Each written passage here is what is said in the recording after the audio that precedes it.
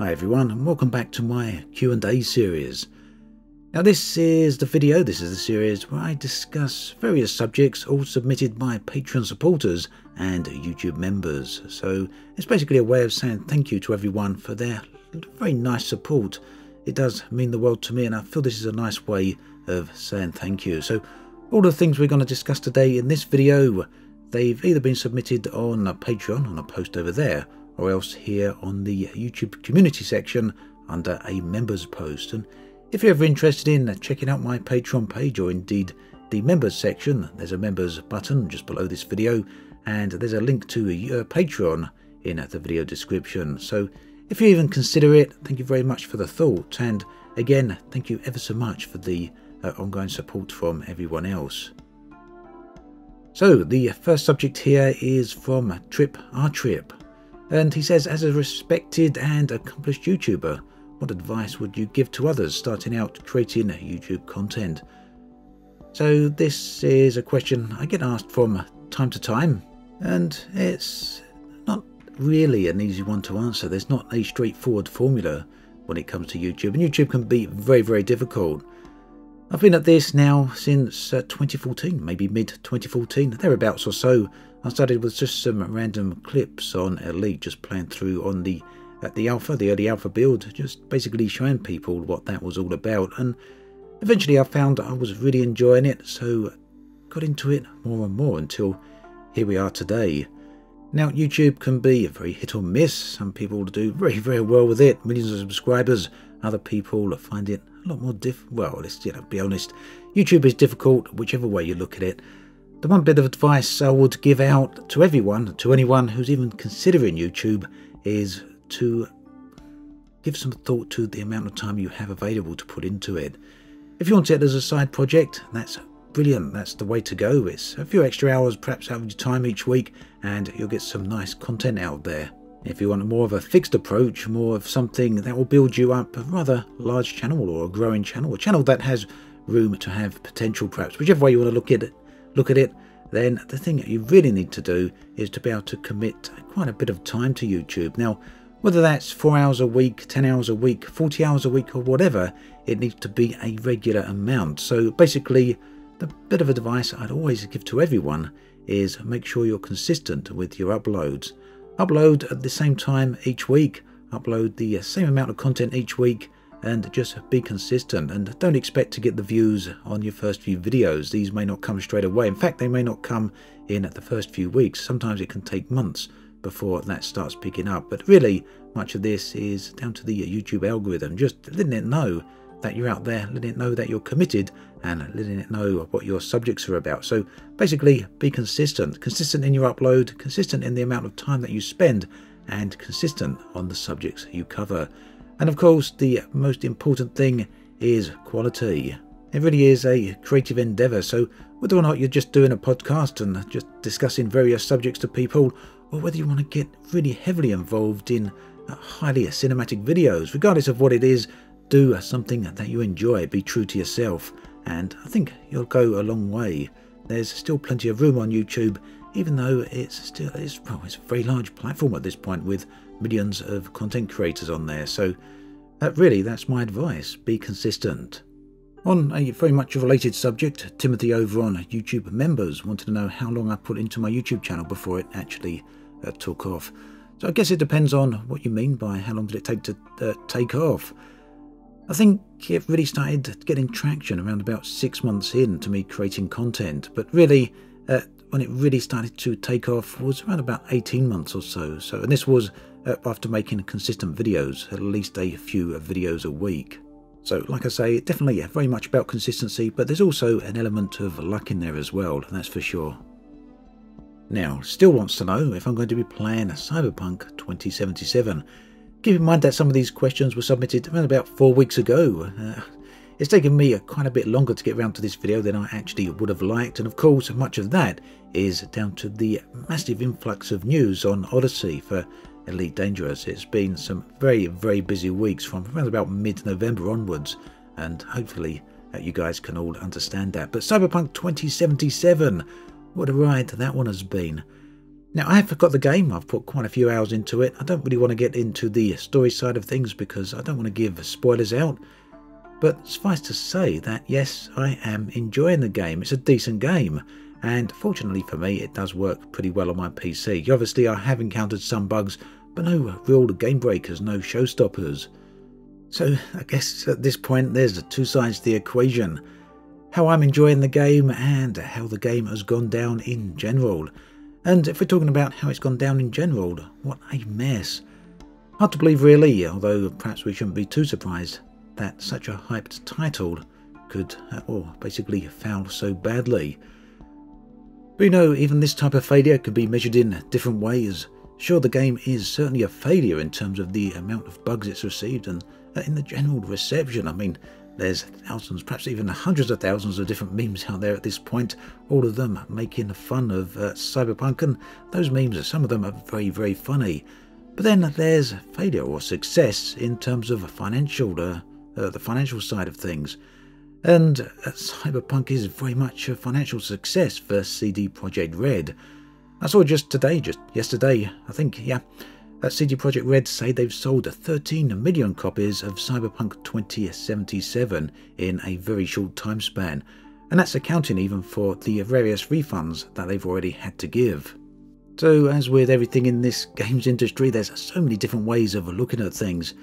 But, you know, if I'm talking about my personal feelings on this, then it really comes down to expectations. I think the way I saw some of the promo videos, the early videos from CD Projekt Red over on YouTube, and did it give the impression that Cyberpunk was going to be a GTA-styled game, that the Living City was going to be as reactive as the ones in, say, GTA 5 or even Red Dead Redemption 2, which was extremely, extremely reactive, very, very much an alive world.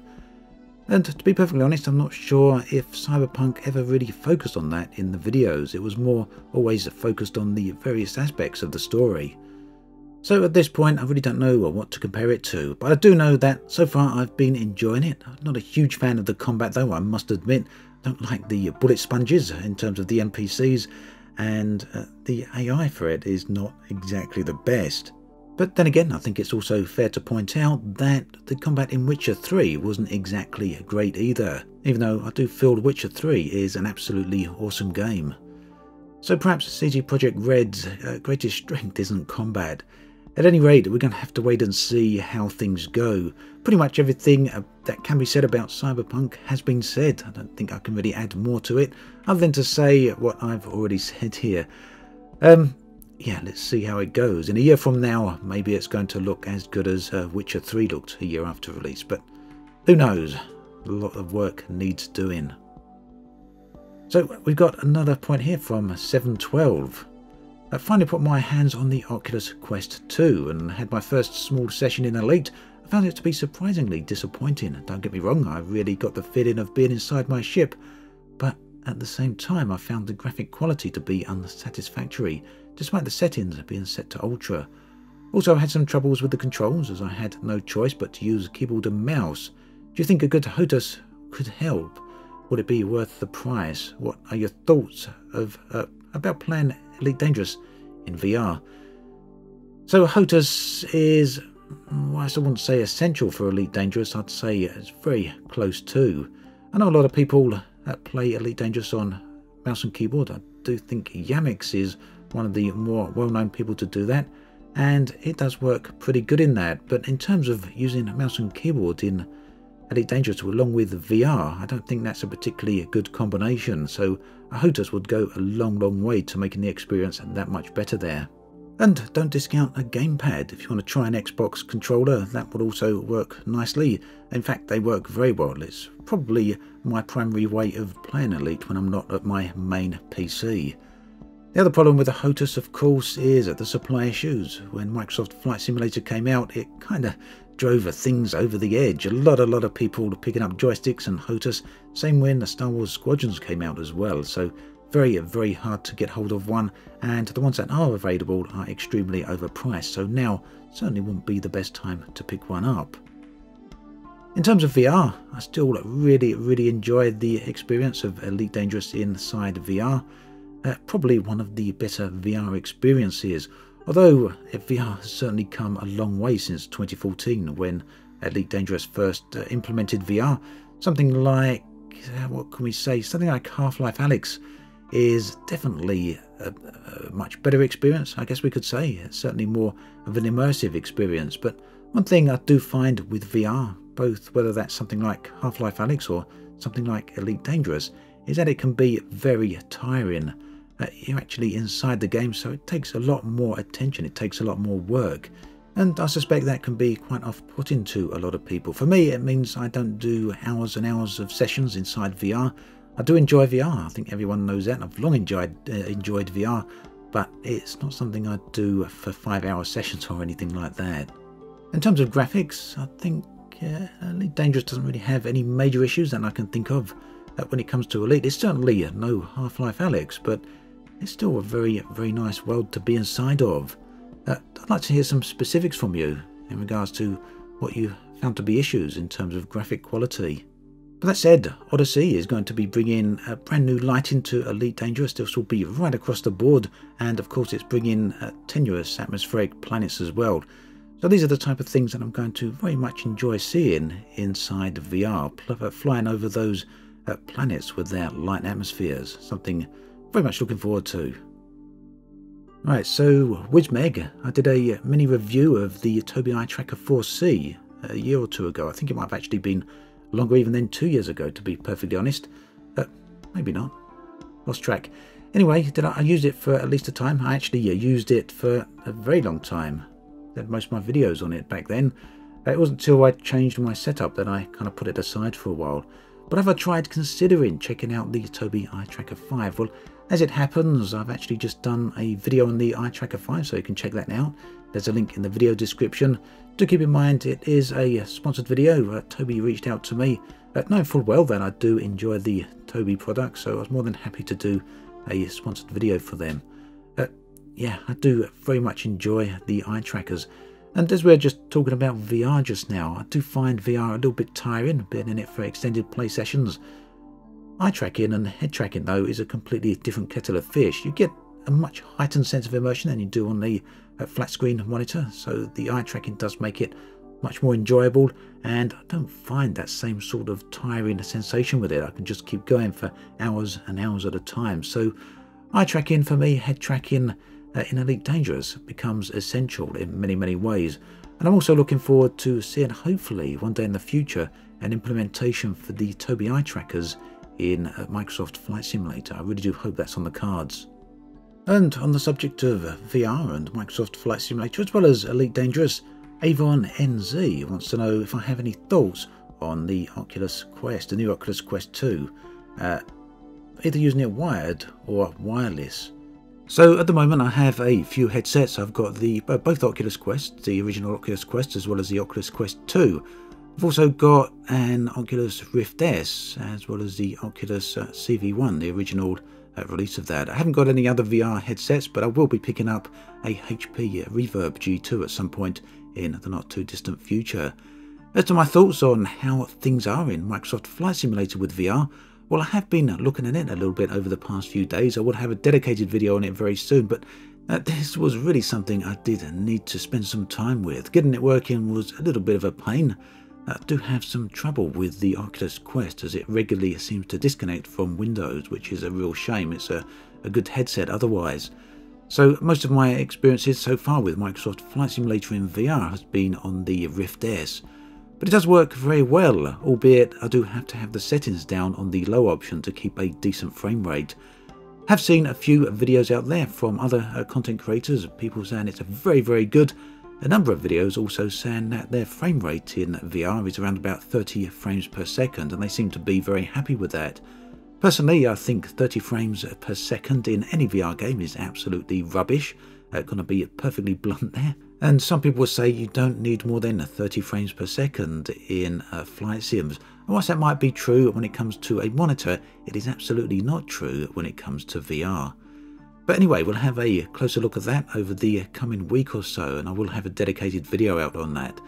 Fortunately though, I have been getting much better performance than just 30 frames per second. But yeah, it does seem pretty good.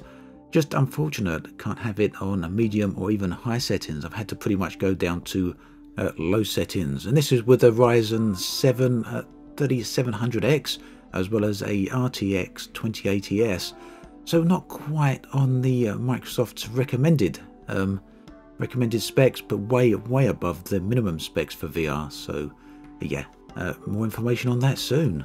But on a closing thought with that, Asobo Studio have definitely created a very nice implementation of VR for Microsoft Flight Simulator. Jamie wants to know what my most memorable experience is, or my most memorable moment in Elite Dangerous actually is. So that would definitely be the first Distant Worlds expedition. And it really was such a memorable experience because it was one of the first times that the community came together on such a large scale. Thousands of players all coming together for a single event, all leaving the star system at the same point and heading in the same direction. And really, so much of that experience was meeting up with so many different people and spending a whole load of time with them in various groups and individually. So very nice experience overall. Second to that would have definitely been the second Distant Worlds expedition, again for the same reasons, although on this occasion it was slightly larger scale. Now, there has been some rumours that there may be a Distant Worlds 3. I think the organisers are seriously considering about it, although it will depend on how things pan out with Odyssey. So if that's going to be a thing, very much happy to see another one. Now, Cypher, over on my Discord server, has got a bit, I think, of a trick question here. At least I assume this is a trick question. It's certainly a very interesting question. Do I think Star Citizen will ever be finished? Well, if we're going to be a bit tactful here, I guess we could say no live service games are ever finished. That's the whole point of live service games. Even Elite Dangerous, World of Warcraft, indeed any other game like that, they're never finished because they're always being added to. But if we look at this from the angle I'm sure you actually mean it from, will Star Citizen ever be in a released form? Will it ever get out of alpha and beta? Well, I suspect that CIG will definitely remove the alpha label at some point and apply a beta label, and maybe at some point after that release the beta label, but I can't see that happening anytime soon. I think a lot of people, both supporters of Star Citizen and some people who are not so much supporters, kind of all agree that Star Citizen will probably not be released until at least 2025, and I'm certainly with them on that. I can't see it coming out before that, and who knows, maybe it will take longer. The big question for now will be Squadron 42. That was meant to go into beta in the third quarter of this year, moved to the fourth quarter, and then there's no sign of that, and CIG don't even discuss the beta for Squadron 42 at all at this particular point. In fact, they've moved back to just discussing a roadmap for the update, or the roadmap for the game, so who knows? No telling when or if any of these will ever come out. I suspect they will. It's just the state and the quality in which they finally arrive. Now, the Boa says, how does making videos about a game affect your enjoyment of the game? Does it reduce enjoyment by adding the need to produce content? Does producing and sharing content increase your enjoyment? So this one is actually very interesting as it goes in both directions and really depends on the game. In open world MMO games like Elite Dangerous, it very much improves my enjoyment of the game by a huge margin. I guess one way of looking at it would be sharing photos or videos of holidays and trips abroad, things like that. It's about exploring and being involved directly with another world, another universe, and sharing that experience with people. With other games, the story is quite different, story being the key word there. I recently played Last of Us Part 2, for example, and that's something I just like to play through on my own. It's also the reason I didn't make any videos on Half-Life Alyx. These are linear stories, linear worlds, that whilst certainly I could make videos on them, the process would be very different, and to an extent it would change how I approach the game, and that's not really something I would really want to do with those type of game worlds. So yeah, basically for open world MMOs, it's definitely a good thing to make videos for me, something I really do enjoy. Over on Discord again, Civilian wants to know what got me into producing YouTube content. So I kind of touched on that at the beginning of the video, but I think really it all started way back in late 2011, very early 2012. The company, of course, was Double Fine, and the game for the project went on to become Broken Age. Effectively, they ran their Kickstarter campaign on nostalgia, made a huge ton of money, and after that, many other companies followed suit. So for me, it was a pretty interesting time because gaming kind of took a slight detour at that particular point, and it seemed like there was a huge potential for games to go in a very different direction with them being crowdfunded. And all those different titles kind of caught my attention, and it was something I considered making games on. I really wanted to start a YouTube channel just covering these various different titles, and for whatever reason I just didn't get around to it until Elite Dangerous came along. And that pretty much brings us back to the start of the video where I discussed getting into YouTube and Elite Dangerous. Now, Commander Unifex wonders, could the constant tweaks to mining be fixed if Frontier was to implement a BGS for trade? So sort of like a player-influenced economy rather than a player-run economy. Now, as far as I understand it, the BGS does influence trade, very much so. And this is why we see the constant fluctuations in pricing on various materials. And this will be determined by the current state that any one star system is actually in. So the background simulation is certainly there to affect this type of thing. And yeah, players can and indeed do affect all of this. Many people actually play the BGS. It's a big part of why they actually get involved with Elite Dangerous. Personally though, I'd be very happy to see a more active player involvement in the economy. Maybe not quite to the extent of EVE Online, after all the Elite Dangerous Galaxy is very much on the large side. But one thing I would like to see would be more in the way of player crafting, using the materials that are on the market for a greater purpose.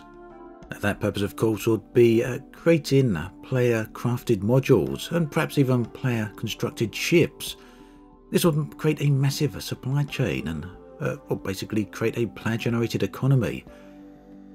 Whether that would be fully implemented right across the game or just a partially created player economy, I don't really know. I don't know what would be best in that regards, but I do think it would be a nice touch for the game and give a greater sense of purpose, as I said.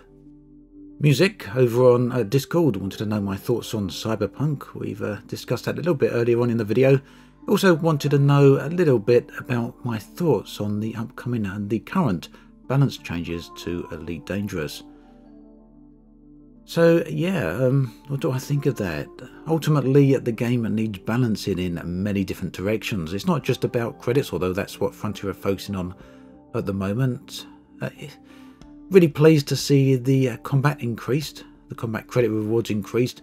Mining was perhaps nerfed a little bit harder than I would have liked, although I don't see too many complaints about that in the community, so, you know, who knows. But on the wider side of things, I'd definitely like to see a greater sense of balance towards the gameplay itself. So balancing ships, balancing combat, balancing the modules. Things went way out of whack when the engineers were introduced and really never got back on track again. So I do feel that balancing needs to be looked at in a broader light, and hopefully that's something Frontier will look at in the new year and perhaps before the release of Odyssey. Axon Tier wants to know about my thoughts on my habits with regards to model painting, specifically on Warhammer.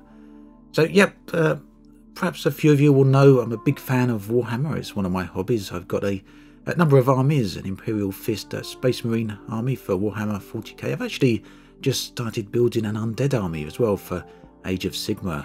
It's a bit of a household that plays it. My wife is into Warhammer as well, and she's got a Skaven army for Age of Sigmar, and I haven't really got anything to do some tabletop gaming in Age of Sigmar with her, so that was the idea of getting into the undead army. But yeah, how has the last year changed my playing habits, I guess, and my painting habits in regards to Warhammer? So being stuck at home, having the ability to, or lacking the ability to actually go out due to the various lockdowns over the year, definitely increased the amount of models I painted over the year. In fact, why not put some images on screen here? This here is an Imperial Knight. I painted this around about the middle of the year. Got it finished up during the lockdown, just before the big national lockdown ended. And here we've got an Imperial Fist model I painted slightly earlier on in the year. This may have even been last year. I've done a whole load of these. Painting yellow, of course, is very, very difficult. Anyone who's tried painting models of any type will tell you that yellow is a real nuisance to paint. And that's basically because the colour can be so thin. So this one wasn't exactly the easiest of models. And this one is Archaeon, one of the huge Age of Sigmar armies, models rather. You can see I've made some start on it here. I've done a little bit more since this photo was taken. Unfortunately, this was actually, I'm surprised to see this. This was taken all the way back in May, and I've done very little on this one since then. So yeah, it kind of slowed down a little bit during the later parts of the year, but I guess that's just how it goes. So yeah, definitely still into Warhammer. It's just a matter of having enough time to keep going with it. Also, Accent here talks about space games. What do you think brought me to enjoy space game or space themed games so much? Was there a cornerstone game? So I've always liked space ever since I was a kid. Loved the starry night sky. Funny thing is, we could see the night sky much more clearer when I was a kid. I mean, I'm 45 nearly, 45 now? Yeah, 44, nearly 45. I had to sit and think about that one. 45 in February. But yeah, when I was younger, the night sky around this way was far clearer. So yeah, the light pollution over the recent decades has kind of blocked things out, and it's nowhere near as good at looking at the night sky as it once would, or once was rather. But yeah, fascination with space has always been there. I think massive fan of Star Wars, like a lot of people. A big fan of Star Trek when I was younger, so space games were a natural progression for that. As to cornerstone games, yes, this would have been Star Raiders, I think, Star Raiders 2, back on the Spectrum 48K. Then on the Amiga, it was Star Glider 2. And then, of course, in 1993, it would have been Frontier Elite 2, which is a game I sunk a lot of hours into. A very, very nice game, and probably led me to where we are today. So, there we have it then. Here we are at the end of this new Q&A video. Slightly different structural format to this one. I do like to try and keep these far more casual. It's a format that I don't get to do very often, and it is something that I really do enjoy doing.